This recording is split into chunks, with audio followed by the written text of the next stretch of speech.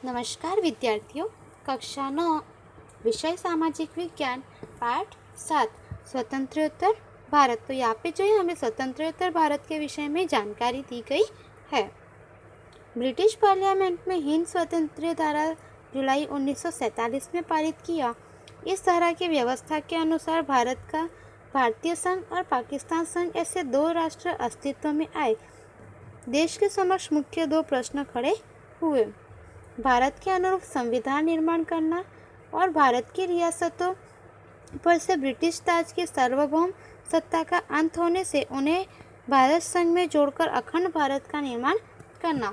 तो यहाँ पे हमें बताया है कि ब्रिटिश पार्लियामेंट ने जो है हिंद स्वातंत्र्य धारा सभा जुलाई 1947 में बुलाई और इस धारा में जो है व्यवस्था के अनुसार भारत का भारतीय संघ और पाकिस्तान संघ ऐसे दो राष्ट्रों में जो है यहाँ पे एक देश को दो राष्ट्रों में बांटा गया, भारत और पाकिस्तान, और दो राष्ट्र अस्तित्व में आए।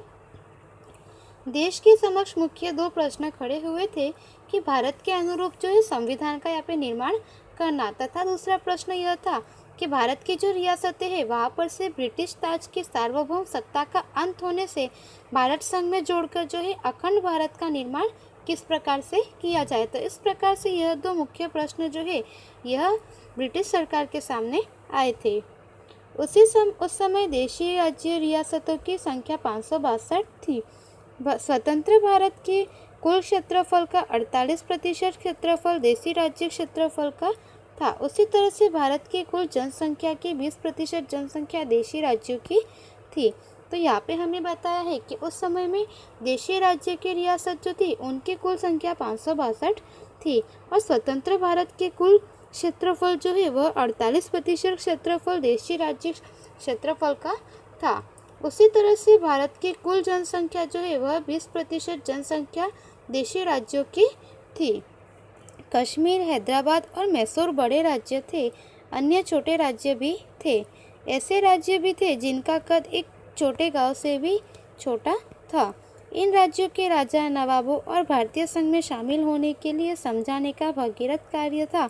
यह कार्य तेजी से करना था। तो यहाँ पे हमें बताया है कि कश्मीर, हैदराबाद, मैसूर जैसे जो है यहाँ पे बड़े राज्य भी थे तथा कुछ जो है अन्य छोटे राज्य भी थे और कुछ राज्य ऐसे भी थे जिनका कद एक छोटे गांव से भी छोटा था। और इन राज्यों के राजा, नवाब जो थे उनको भारतीय संघ में शामिल करने के लिए समझाने का जो कार्य था वह अत्यंत कठिन और भगीरथ कार्य था और यह कार्य तेजी से करना था। स्वतंत्रता प्राप्त होने पर सर्वप्रथम भावनगर के राजा कृष्ण कुमार सिंह ने भावनगर में उत्तरदायी सरकार की शुरुआत की थी 15 फरवरी 1948। तो यहाँ पे हमें बताया है कि स्वतंत्रता प्राप्त होने पर सर्वप्रथम जो है भावनगर के महाराजा कृष्ण कुमार सिंह ने भावनगर में उत्तरदायी सरकार की जो है 15 फरवरी 1948 के दिन से उत्तरदायी सरकार की शुरुआत की थी। सरदार पटेल के प्रयत्नों से संयुक्त सौराष्ट्र राज्य की रचना होने से भावनगर राज्य उसमें विलीन हो गया 15 फरवरी 1948। तो यहाँ पे हमें बताया है कि सरदार पटेल के जो प्रयत्न थे उन प्रयत्नों से संयुक्त सौराष्ट्र राज्य की जो रचना हुई उनमें भावनगर राज्य भी विलीन हो गया जो कि 15 फरवरी 1948 को हुआ। सौराष्ट्र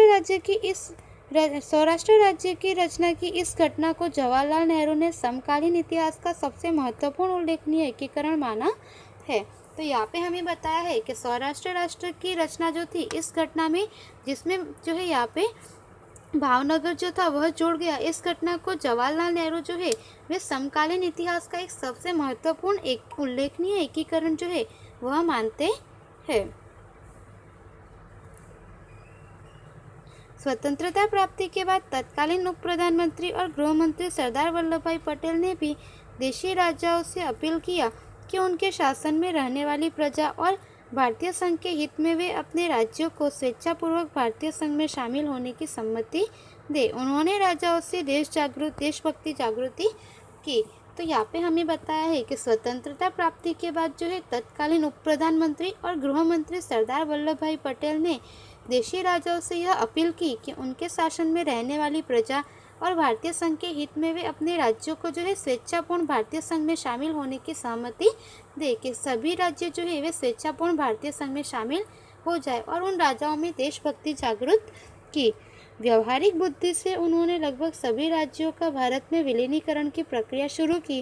राजा रजवाड़ों को एक मजबूत, अखंड और समृद्ध भारत की नींव रखने में अपना सहयोग देने के लिए कहा। उनके अधिकार और हितों की रक्षा करने का सरदार पटेल ने विश्वास दिलाया। तो यहाँ पे हमें बताया है कि उन्होंने जो है अपनी व्यवहारिक बुद्धि से सभी देशी राज्यों का भारत में विलीनीकरण की प्रक्रिया शुरू की और राजा रजवाड़े जो थे उनको एक मजबूत, अखंड और समृद्ध भारत की नींव रखने में अपना सहयोग देने के लिए कहा तथा उनके अधिकार और हितों की रक्षा के लिए सरदार पटेल ने जो है उन्हें विश्वास दिलाया।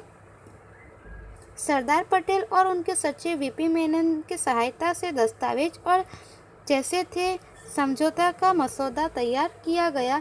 उससे संबंधित मंत्रियों और राजाओं की संयुक्त समिति में उसको अंतिम स्वरूप दिया। राजाओं ने इन शर्तों का राजाएं जो थे वे इन शर्तों से संतोष हुए। हैदराबाद, जूनागढ़ और कश्मीर के अतिरिक्त सभी 559 राज्यों ने उसे स्वीकार करके भारतीय संघ में अपने राज्य को विलीन कर दिया।